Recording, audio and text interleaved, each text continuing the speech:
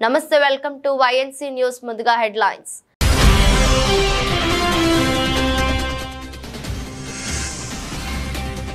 ఢిల్లీలో ఘనంగా 78వ స్వాతంత్ర దినోత్సవ వేడుకలు ఎర్రకోటపై జాతీయ జెండాను ఆవిష్కరించిన ప్రధాని మోదీ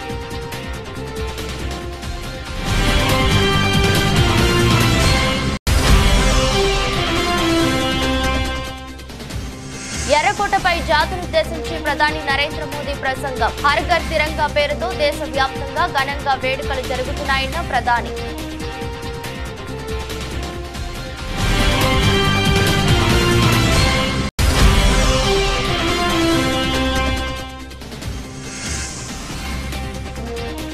గోల్కొండలో స్వాతంత్ర దినోత్సవ వేడుకలు జెండా ఎగురవేసిన సీఎం రేవంత్ రెడ్డి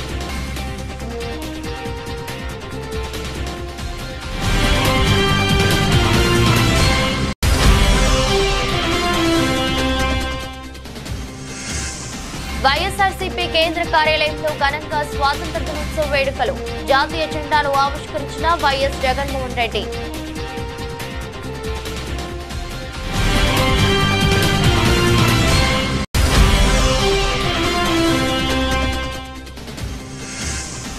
భారత రెస్లర్ వినేష్ ఫోగాట్ కు తీవ్ర నిరాశ పిటిషన్ కొట్టివేసిన CES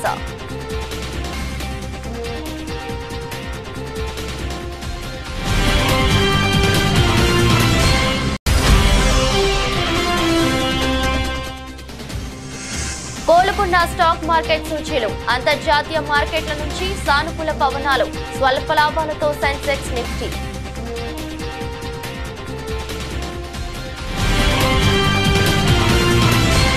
డెబ్బై 78వ స్వాతంత్ర దినోత్సవం సందర్భంగా ప్రధాని నరేంద్ర మోదీ ఢిల్లీలోని ఎర్రకోటపై వరుసగా 11వసారి త్రివర్ణ పతాకాన్ని ఎగురవేశారు. ఈ కార్యక్రమానికి కేంద్ర మంత్రులతో పాటు సినీ రాజకీయ క్రీడా ప్రముఖులు హాజరయ్యారు. అలాగే జెండా ఆవిష్కరణ కార్యక్రమంలో కాంగ్రెస్ అగ్రనేత రాహుల్ గాంధీ కూడా పాల్గొన్నారు. ఈ సందర్భంగా భారత సైన్యం హెలికాప్టర్లతో పూల వర్షం కురిపించింది. 2047 వికసిత్ థీమ్ తో ఈ ఏడాది 15 ఆగస్టు వేడుకలు జరుగుతున్నాయి. భారత్ ను 2047 నాటికి అభివృద్ధి చెందిన దేశంగా మార్చే దిశగా కేంద్ర ప్రభుత్వం చేస్తున్న ప్రయత్నాలకు ఈ వేడుకలు పునరుత్తేజాన్ని అందించనున్నాయి. 78వ స్వాతంత్ర దినోత్సవం సందర్భంగా ఎర్రకోటపై జాతీయ జెండాను ఎగురవేసిన అనంతరం ప్రధాని నరేంద్ర మోదీ జాతినుద్దేశించి ప్రసంగించారు. ముందుగా దేశ ప్రజలకు స్వాతంత్ర దినోత్సవ శుభాకాంక్షలు తెలిపారు. భారత ప్రస్థానం ప్రపంచానికి స్ఫూర్తిదాయకమని తెలిపారు. హర్ ఘర్ తిరంగా పేరుతో దేశవ్యాప్తంగా ఘనంగా వేడుకలు జరుగుతున్నాయన్నారు. దేశం కోసం తమ జీవితాలని పణంగా పెట్టిన మహనీయులు ఎందరో ఉన్నారని, ఈ సందర్భంగా వారి త్యాగాలను స్మరించుకుందామని ప్రధాని పిలుపునిచ్చారు. మహనీయుల త్యాగాలకు ఈ దేశం రుణపడి ఉందని పేర్కొన్నారు. శతాబ్దాల తరబడి దేశం బానిసత్వంలో మగ్గిందని, స్వాతంత్ర్యం కోసం ఆనాడు 40 కోట్ల మంది పోరాడారని గుర్తు చేశారు. ఇవాళ దేశ జనాభా 140 కోట్లకు చేరుకుందని, మనమంతా వారి కలలను సాకారం చేయాలని పిలుపునిచ్చారు. లక్ష్యాన్ని నిర్దేశించుకొని ముందుకు సాగాలని తెలిపారు. सामान्य से सामान्य मानवीयों का विश्वास तोड़ने की हर तरकीब है। उसके बावजूद भी उस समय की जनसंख्या के हिसाब से करीब 40 करोड़ देशवासी आजादी के पूर्व 40 करोड़ देशवासियों ने वो जज्बा दिखाया, वो सामर्थ्य दिखाया, वो एक सपना लेकर के चले, एक संकल्प लेकर के चलते रहे, जूझते रहे। एक ही स्वर था, वंदे मातरम। एक ही सपना था, भारत की आजादी का। 40 करोड़ देशवासियों ने, और हमें गर्व है कि हमारी रगों में उन्हीं का खून है। वो हमारे पूर्वज थे। सिर्फ 40 करोड़ लोगों ने दुनिया की महासत्ता को उखाड़ करके फेंक दिया था, गुलामी की जंजीरों को तोड़ दिया था। अगर हमारे पूर्वज, जिनका खून हमारी रगों में है, आज हम तो 140 करोड़ है। अगर 40 करोड़ गुलामी की बेड़ियों को तोड़ सकते हैं,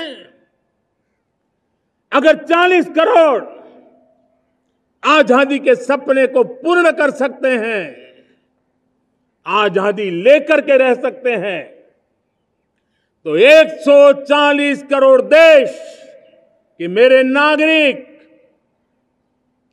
140 करोड़ मेरे परिवारजन अगर संकल्प लेकर के चल पड़ते हैं, एक दिशा निर्धारित करके चल पड़ते हैं। గోల్కొండలో స్వాతంత్ర దినోత్సవ వేడుకలు ఘనంగా జరిగాయి. ముఖ్యమంత్రి రేవంత్ రెడ్డి పాల్గొని జాతీయ జెండాను ఎగురవేశారు. అనంతరం ఆయన పోలీసుల నుంచి గౌరవ వందనం స్వీకరించారు. ఈ సందర్భంగా విద్యార్థులు ప్రదర్శించిన సాంస్కృతిక ప్రదర్శనలకు వీక్షించారు. అనంతరం రాష్ట్ర ప్రజలను ఉద్దేశించి ప్రసంగించారు. దేశ పౌరులకు స్వాతంత్ర దినోత్సవ శుభాకాంక్షలు తెలిపారు. మహానుభావుల త్యాగాలతో స్వాతంత్రం సాధించామన్నారు. 78వ స్వాతంత్ర దినోత్సవం సందర్భంగా విజయవాడలోని ఇందిరాగాంధీ స్టేడియంలో జాతీయ జెండాను ఏపీ సీఎం చంద్రబాబు ఆవిష్కరించారు. సాయుధ బలగాల గౌరవ వందనం స్వీకరించారు. 78వ స్వాతంత్ర దినోత్సవం సందర్భంగా దేశ ప్రజలకు చంద్రబాబు శుభాకాంక్షలు తెలిపారు. ఎందరో మహానుభావుల త్యాగ ఫలితం మనం ఈనాడు అనుభవిస్తున్న స్వాతంత్రమని ఆయన పేర్కొన్నారు. వైఎస్ఆర్ కాంగ్రెస్ పార్టీ కేంద్ర కార్యాలయంలో స్వాతంత్ర దినోత్సవ వేడుకలు ఘనంగా నిర్వహించారు. వైఎస్ఆర్ కాంగ్రెస్ పార్టీ అధినేత మాజీ ముఖ్యమంత్రి వైఎస్ జగన్మోహన్ రెడ్డి జాతీయ జెండాను ఆవిష్కరించారు. జాతిపిత మహాత్మా గాంధీజీ చిత్రపటానికి వైఎస్ జగన్ పూలమాలలు వేసి నివాళులర్పించారు. కార్యక్రమంలో శాసన మండలి ప్రతిపక్ష నేత లేళ్ల అప్పిరెడ్డి, ఎంపీ వైవి సుబ్బారెడ్డి, మాజీ మంత్రులు బొత్స సత్యనారాయణ, అంబటి రాంబాబు, విడుదల రజని, కారుమూరి నాగేశ్వరరావు, మెరుగు నాగార్జున, ఎమ్మెల్సీ మొండితోక అరుణ్ కుమార్, మాజీ చీఫ్ విప్ గడికోట శ్రీకాంత్ రెడ్డి, మాజీ శాసనసభ్యులు మల్లాది విష్ణు, పలువురు పార్టీ నేతలు, కార్యకర్తలు పాల్గొన్నారు. తెలంగాణ వ్యాప్తంగా స్వాతంత్ర దినోత్సవ వేడుకలు ఘనంగా జరిగాయి. తెలంగాణ భవన్ లోను స్వాతంత్ర దినోత్సవ వేడుకలు ఘనంగా జరిగాయి. BRS working president Kalvakuntla Taraka Ramarao పాల్గొని జాతీయ పతాకాన్ని ఆవిష్కరించారు. ఈ సందర్భంగా స్వాతంత్ర సమర యోధుల త్యాగాలను గుర్తు చేసుకున్న ఆయన వారికి ఘన నివాళులర్పించారు. ప్రస్తుత అవసరాల కోసం RRR నిర్మాణం జరుగుతుందని, దీని ద్వారా 10 జిల్లాలకు మేలు చేకూరుతుందని ఎంపీ రఘునందన్ రావు అన్నారు. సిద్దిపేట జిల్లా గజ్వేల్ పట్టణంలో రీజనల్ రింగ్ రోడ్డు నిర్మాణంపై మీడియా సమావేశం నిర్వహించారు. ఈ సందర్భంగా మాట్లాడుతూ త్వరలో RRR నార్థరన్ విభాగం పనులు ప్రారంభమవుతాయని అన్నారు. గత ప్రభుత్వం నుంచి ఇప్పటి వరకు నత్తనడకలో భూసేకరణ పనులు కొనసాగుతున్నాయని తెలిపారు. గజ్వేల్లో ఉన్నటువంటి నేషనల్ హైవేస్ పీడీ కార్యాలయంలో RRR regional ring road northern ఏరియాకి సంబంధించినటువంటి ఒక రివ్యూ సమావేశాన్ని తీసుకోవడం జరిగింది. ఈరోజు సాయంత్రం 5 గంటలకి న్యూఢిల్లీలో నితిన్ గడ్కరీ గారు, తెలంగాణ రాష్ట్ర కేబినెట్ మంత్రి గౌరవనీయులు కిషన్ రెడ్డి గారి నాయకత్వంలో national highways, regional ring road, green field express హైవేలు, తెలంగాణకు రావాల్సినటువంటి జాతీయ రహదారులకు సంబంధించి సాయంత్రం 5 గంటలకి ఇద్దరు కేంద్ర మంత్రులు గౌరవనీయులు నితిన్ గడ్కరీ గారు, కిషన్ రెడ్డి గారు కలిసి ఒక సమీక్ష సమావేశాన్ని నిర్వహిస్తూ ఉన్నారు. తెలంగాణలో పెండింగ్లో ఉన్నటువంటి గ్రీన్ ఫీల్డ్ ఎక్స్ప్రెస్ వేలు, RRR నార్థన్ రీజియన్తో పాటు కొత్తగా ఏర్పాటు చేయాల్సినటువంటి జాతీయ రహదారులకు సంబంధించి ఒక సమీక్ష సమావేశం కొద్దిసేపటి తర్వాత న్యూఢిల్లీలో జరగబోతాం. దానికి సంబంధించి అందరు ఎంపీలను కూడా మామా నియోజకవర్గాల పరిధిలో ఉన్నటువంటి జాతీయ రహదారులు, వాటితో పాటు ఈ గ్రీన్ ఎక్స్ప్రెస్ వేలు, కొత్తగా ప్రతిపాదించబోతున్నటువంటి నేషనల్ హైవేస్కి సంబంధించి పూర్తి సమాచారాన్ని పంపించి ఈరోజు కిషన్ రెడ్డి గారి ద్వారా ఈ తెలంగాణ రాష్ట్రానికి రావాల్సినటువంటి జాతీయ రహదారుల మీద ఒక సమీక్ష సమావేశాన్ని ఈరోజు నిర్వహించబోతాను. దాంట్లో భాగంగా చాలా కాలం క్రితమే భాగ్యనగరాన్ని ఇంకా విశ్వస్థాయి నగరంగా గుర్తింపు పొందించడానికి ఇప్పుడున్నటువంటి ORRతో పాటు ఒక RRR పేరిట భారత ప్రభుత్వం పూర్తిగా తన సొంత నిధులతోటి ఒక RRRని ఏర్పాటు చేయాలని, దాని మొత్తాన్ని 2 భాగాల కింద, ఒకటి హైదరాబాద్కు నార్థన్ ఉత్తరం వైపు ఒక భాగంగా విభజించి, దక్షిణం వైపు ఒక భాగంగా విభజించి 2 పార్ట్లుగా, నార్థన్ పార్ట్, సదరన్ పార్ట్ అని 2 పార్ట్లుగా విభజించి దాన్ని ఇప్పటికే భూసేకరణ కార్యక్రమాన్ని ప్రారంభించడం జరిగింది. సో చాలామంది మిత్రులలో, చాలా గ్రామాలలో ఒక రకమైనటువంటి అపోహ ఏముందంటే పేదోళ్ళ భూములు లాక్కుంటున్నారు, పెద్దోళ్ళ భూములకి వెళ్ళి రింగ్ రోడ్ని పక్కకు అలైన్మెంట్ మారుస్తూ ఉన్నారు. మీకోసం పోలీస్ అనే నినాదంతో మహబూబాబాద్ జిల్లా పోలీసులు చేపట్టిన కార్యక్రమాలు అభినందనీయమని మంత్రి సీతక్క అన్నారు. కొత్తగూడ మండల కేంద్రంలోని ఏకలవ్య పాఠశాల ఆవరణలో గత 4 రోజులుగా పోలీసులు నిర్వహిస్తున్న క్రీడల ముగింపు సమావేశానికి పంచాయతీరాజ్ శిశు సంక్షేమ శాఖ మంత్రి సీతక్క ముఖ్య అతిథిగా హాజరయ్యారు. సీతక్కకు పోలీసులు, విద్యార్థులు, యువత ఆదివాసీ నృత్యాలతో ఘన స్వాగతం పలికారు. ఈ సందర్భంగా మాట్లాడుతూ పోలీస్ అనే నినాదంతో యువతకు క్రీడా పోటీలతో పాటు చిత్రలేఖనం పోటీలు నిర్వహించారని తెలిపారు. అనంతరం బహుమతులు అందజేశారు.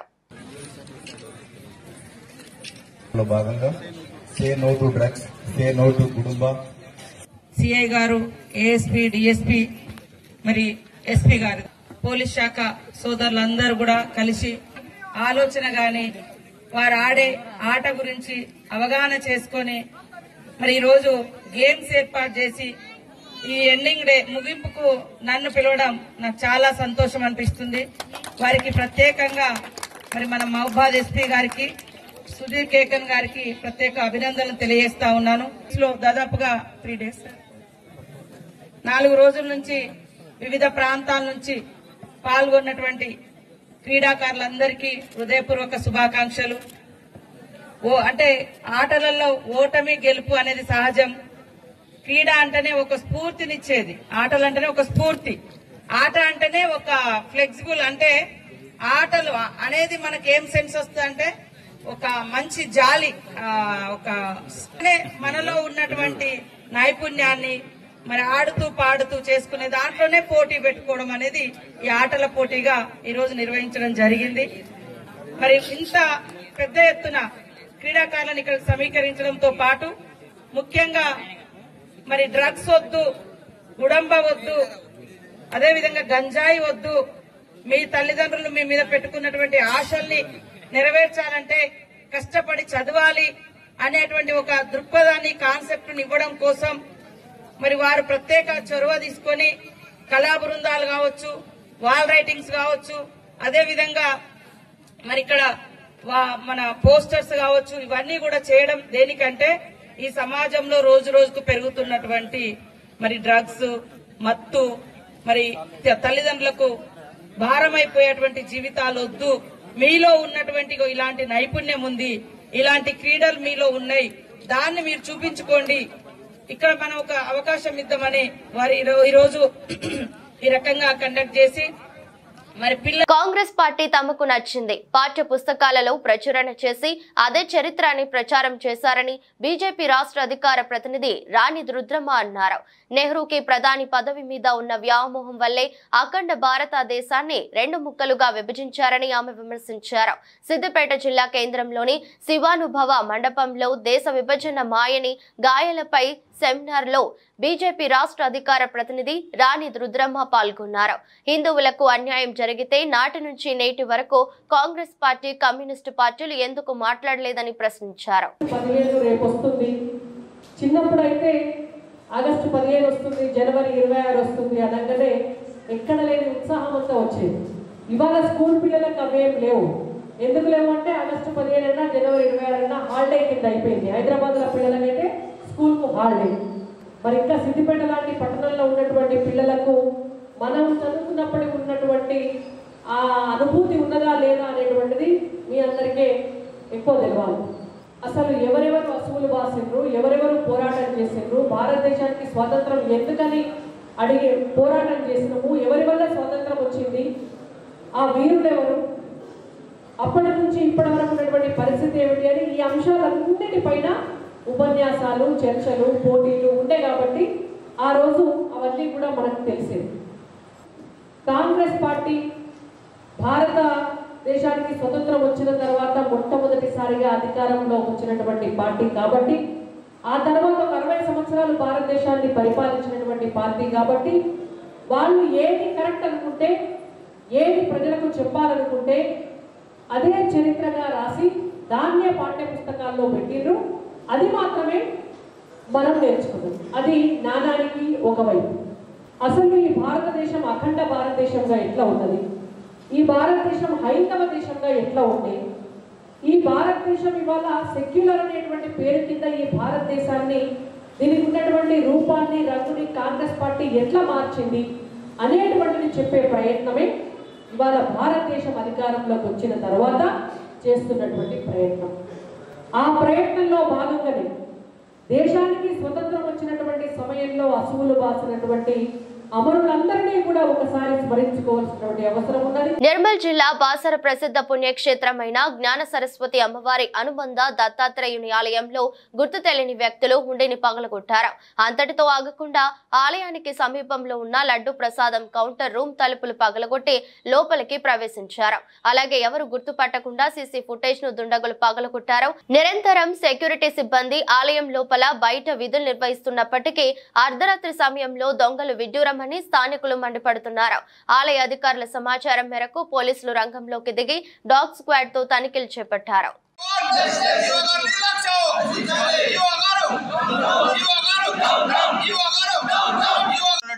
బాసర క్షేత్రంలో గత రాత్రి 10 గంటల సమయంలో బాసర అమ్మవారి దత్తాత్రేయ మందిరంలో మరి దొంగలు ఉండి పగలగొట్టి దోచుకెళ్లడం జరిగింది. ఇక్కడ చూస్తే పూర్తిగా భద్రత వైఫల్యం చూపిస్తున్నది. ఇక్కడ 28 మంది హోంగార్డులు ఉండి మరి నైట్ పూట డ్యూటీ చేయకుండా దొంగతనం చేసిన వ్యక్తి వాళ్ళ కళ్ళ ఎదుటనే దోచుకొని పోతా ఉంటే ఇక్కడ ఎంత నిర్లక్ష్యం కనబడుతుందో ఈ పాటికి అర్థమవుతుంది.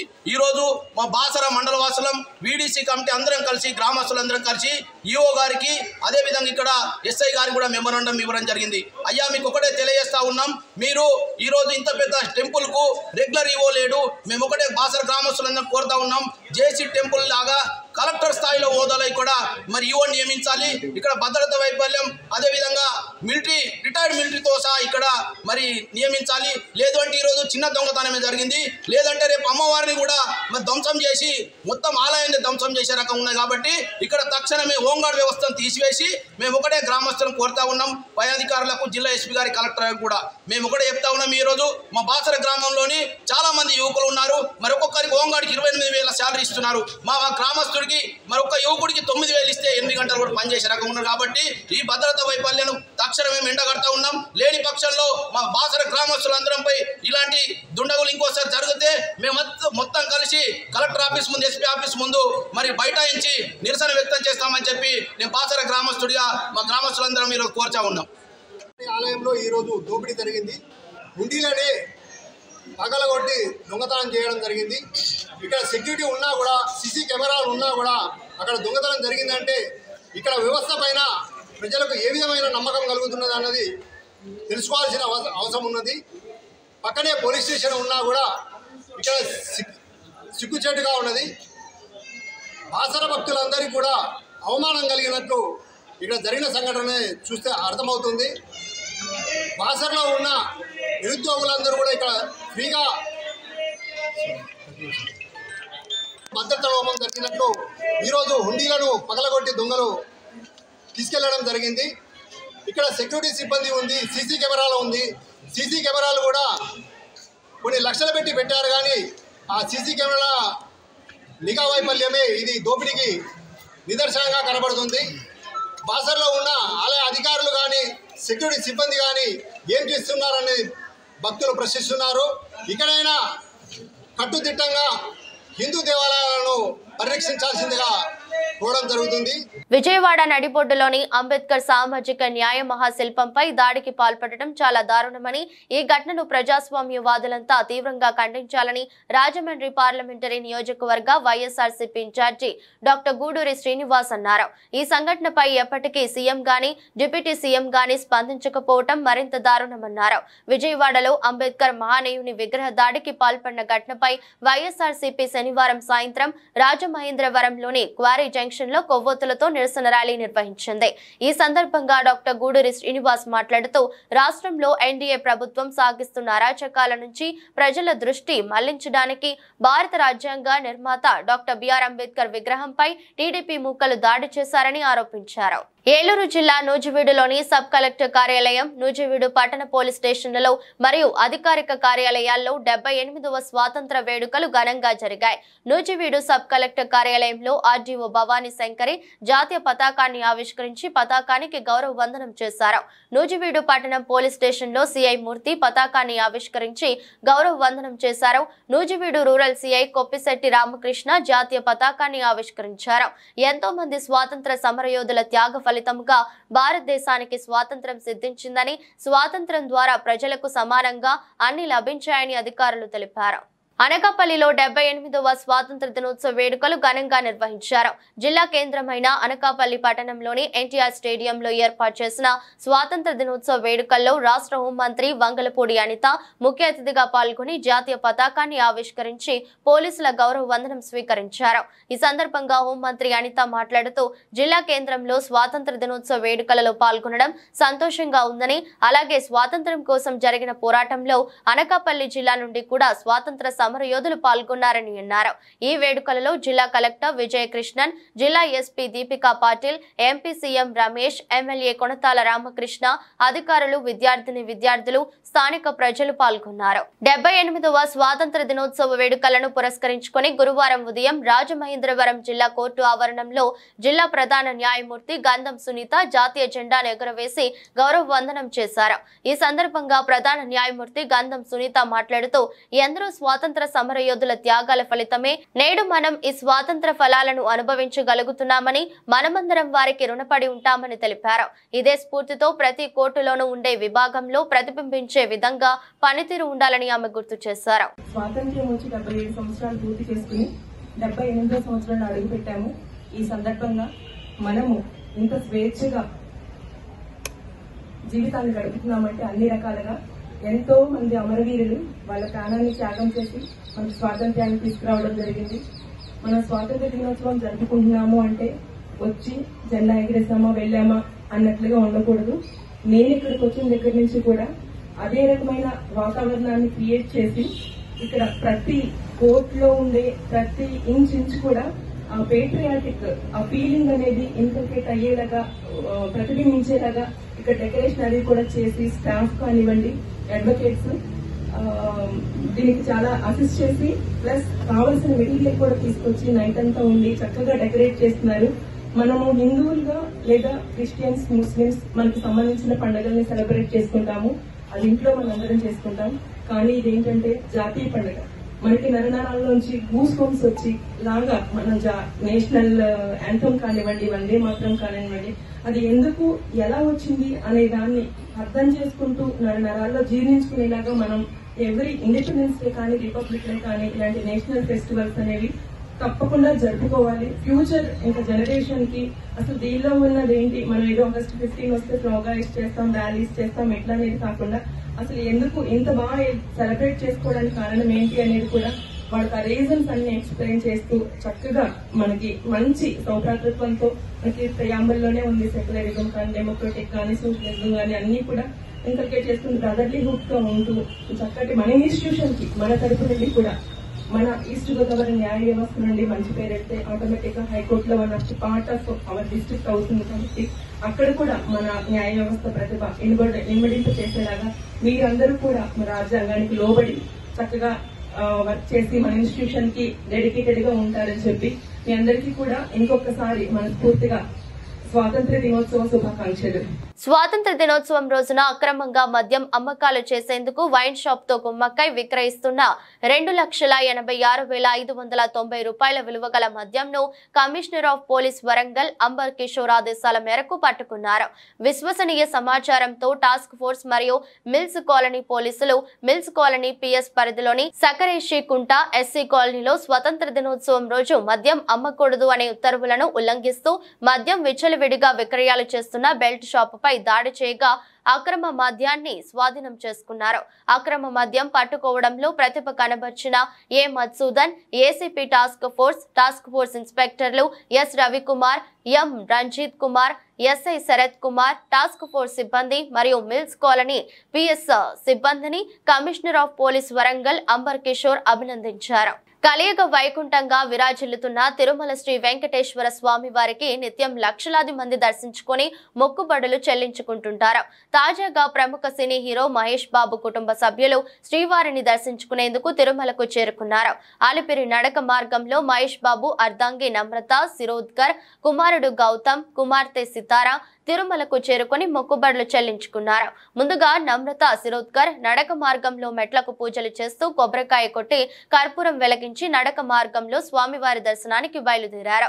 మహేష్ బాబు కుటుంబ సభ్యుల వెంట అభిమానులు కూడా నడిచారు. వీరు నడక మార్గంలో భక్తులను పలకరిస్తూ కొండపైకి చేరుకున్నారు. ఇందుకు సంబంధించిన ఫోటోలు, వీడియోలు సోషల్ మీడియాలో వైరల్ అయ్యాయి. బుధవారం రాత్రి తిరుమలలోని సుధాకృష్ణ నిలయం అతిథి గృహంలో బస చేసిన మహేష్ బాబు కుటుంబ సభ్యులు ఈ రోజు ఉదయం శ్రీవారిని దర్శించుకున్నారు. కోల్కతాలోని ఆర్జీకర్ మెడికల్ కాలేజీ ఆసుపత్రి వద్ద ఉద్రిక్త పరిస్థితులు నెలకొన్నాయి. 31 ఏళ్ల ట్రైనీ వైద్యురాలిపై జరిగిన లైంగిక దాడి హత్యకు సాక్షిగా నిలిచిన ఈ ఆసుపత్రికి రీక్లైమ్ ది నైట్ పేరుతో ఆందోళనకారులు పెద్ద ఎత్తున చేరుకున్నారు. వారిని అడ్డుకునేందుకు పోలీసులు టియర్ గ్యాస్ ప్రయోగించాల్సి వచ్చింది. లాఠీలకు పని చెప్పారు. ఈ ఘటనలో పలువురు గాయపడ్డారు. రీక్లైమ్ ది నైట్ పేరుతో పశ్చిమ బెంగాల్ సహా దేశవ్యాప్తంగా ప్రచారం ప్రారంభమైంది. సోషల్ మీడియా ద్వారా దీనికి విపరీతమైన ప్రచారం లభించింది. గత రాత్రి 11:55 సమయంలో వేలాది మంది మహిళలు ప్లకార్డులు చేతపట్టుకుని విధుల్లోకి వచ్చారు. బాధితురాలికి న్యాయం చేయాలంటూ పెద్ద ఎత్తున నినాదాలు చేశారు. ఆందోళన తొలుత శాంతియుతంగా సాగింది. అయితే ఆసుపత్రికి చేరుకున్నాక ఉద్రిక్తంగా మారింది. ఆందోళనకారులు ఆసుపత్రిలోకి చొచ్చుకెళ్లే ప్రయత్నం చేశారు. ఈ క్రమంలో ఆసుపత్రిని ధ్వంసం చేశారు. అద్దాలు పగలగొట్టారు. కుర్చీలు, ఇతర ఫర్నిచర్ ను విరక్కొట్టారు. ఆసుపత్రి బయట ఏర్పాటు చేసిన బారికేడ్లను ధ్వంసం చేస్తున్న వీడియోలు సోషల్ మీడియాలో వైరల్ అయ్యాయి. ఎమర్జెన్సీ వార్డును ఆందోళనకారులు ధ్వంసం చేశారు. బయట పార్క్ చేసిన పోలీస్ వాహనాలపైన ప్రతాపం చూపారు. దీంతో వారిని చెదరగొట్టేందుకు పోలీసులు లాఠీచార్జ్ చేశారు. బాష్పా వాయువు ప్రయోగించారు. పారిస్ ఒలింపిక్స్ మహిళల రెస్లింగ్ 50 కిలోల కేటగిరీలో అనర్హత వేటుకు గురైన భారత రెస్లర్ వినేష్ ఫోగాట్ కు CAS లో తీవ్ర నిరాశ ఎదురైంది. వినేష్ ఫోగాట్ దాఖలు చేసిన పిటిషన్ ను CAS కొట్టివేసింది. వినేష్ ఫోగాట్ పారిస్ ఒలింపిక్స్ లో రెస్లింగ్ 50 కిలోల కేటగిరీలో ఫైనల్ చేరింది. అయితే నిర్దేశిత బరువు కంటే 100 గ్రాములు ఎక్కువ బరువు ఉందన్న కారణంతో ఆమెను ఫైనల్ కు అనర్హురాలిగా ప్రకటించారు. దాంతో వినేష్ కు పతకం చేజారింది. దీనిపై ఆమె CAS ను ఆశ్రయించింది. వినేష్ తరపున హరీష్ సాల్వే, విదుష్పత్ సింగానియా వాదనలు వినిపించారు. నిన్న ఈ కేసును ఆగస్టు 16కి వాయిదా వేసినట్టు వార్తలు వచ్చాయి. అయితే CAS కాస్త ముందుగానే తీర్పు వెలువరించింది. ఈ కేసులో వినేష్ ఫోగాట్ కు అనుకూలంగా తీర్పు వచ్చి ఉంటే ఆమెకు రజత పథకం దక్కేది. కానీ CAS ఆమె పిటిషన్ ను కొట్టివేయడంతో ఉత్త చేతులతో పారిస్ ఒలింపిక్స్ నుంచి నిష్క్రమించినట్టయింది. నిన్న భారీ నష్టాలతో ముగిసిన భారత స్టాక్ మార్కెట్ సూచీలు నేడు అంతర్జాతీయ విపణి నుంచి వీచిన సానుకూల పవనాలతో కోలుకున్నాయి. సెన్సెక్స్, నిఫ్టీ స్వల్ప లాభాలతో ముగిశాయి. సెన్సెక్స్ 149.85 పాయింట్ల లాభంతో 79,105.88 వద్ద ముగియగా నిఫ్టీ 4.75 పాయింట్ల స్వల్ప లాభంతో 24,143.75 వద్ద స్థిరపడింది. నేటి ట్రేడింగ్ లో మిడ్ క్యాప్, స్మాల్ క్యాప్ షేర్లలో అమ్మకాల ట్రేడింగ్ కనిపించింది. నిఫ్టీలో IT, సేవల రంగం, నిత్యావసరాల రంగాల షేర్లు లాభపడ్డాయి. పబ్లిక్ సెక్టర్ బ్యాంకులు, pharma, FMCG, metal, real estate షేర్లకు నేడు ప్రతికూల పరిస్థితులు ఎదురయ్యాయి. సెన్సెక్స్ లో TCS, HCL Tech Mahindra, Infosys, Mahindra and Mahindra, Wipro, Bharti Airtel షేర్లు లాభాలు అందుకున్నాయి. UltraTech cement, JSW steel, Tata steel, Power Grid, IndusInd bank, Bajaj Finserv, Axis bank, ICICI bank షేర్లు నష్టపోయాయి. వార్తలు ముగించే ముందు మరోసారి హెడ్లైన్స్.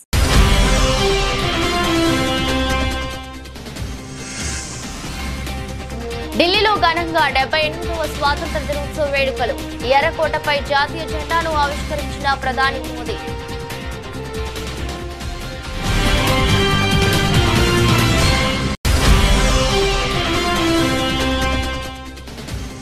ఎర్రకోటపై జాతినుద్దేశించి ప్రధాని నరేంద్ర మోదీ ప్రసంగం. హర్ ఘర్ తిరంగా పేరుతో దేశవ్యాప్తంగా ఘనంగా వేడుకలు జరుగుతున్నాయన్న ప్రధాని.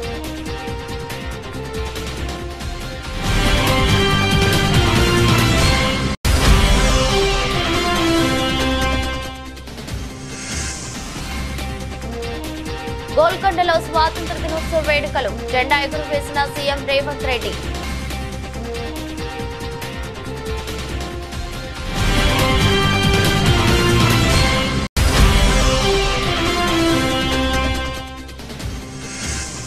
వైఎస్ఆర్ వైఎస్ఆర్సీపీ కేంద్ర కార్యాలయంలో ఘనంగా స్వాతంత్ర దినోత్సవ వేడుకలు. జాతీయ జెండాను ఆవిష్కరించిన వైఎస్ జగన్మోహన్ రెడ్డి.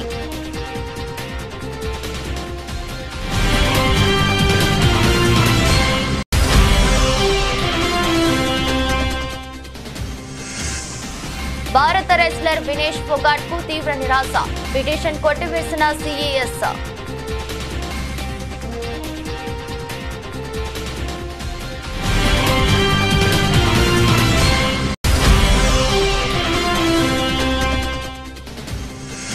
కోలుకున్న స్టాక్ మార్కెట్ సూచీలు. అంతర్జాతీయ మార్కెట్ల నుంచి సానుకూల పవనాలు. స్వల్ప లాభాలతో సెన్సెక్స్ నిఫ్టీ.